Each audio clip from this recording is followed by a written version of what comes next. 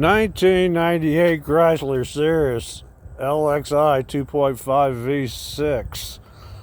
I did put a timing belt on this, had cam seals go out, but my marks still do line up. That's why I was, maybe it jumped time or something.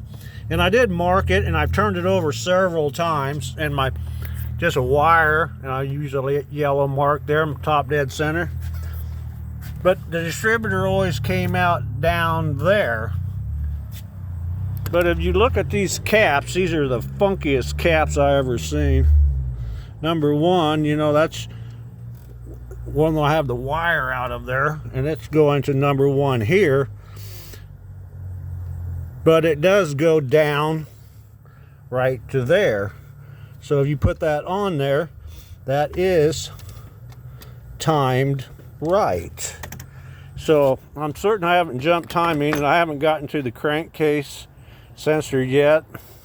I wanted to double check all my work to make certain everything was right. And it doesn't matter how many times you turn this over, your mark will never be the same on your belt there. So, and I do have a Clinton manual. This is why these fucking Chryslers, they have all their parts out there, because you have to work on them all the time. Chrysler Cirrus, Seabreed, whatever. 1998 Chrysler Cirrus LXI 2.5 V6.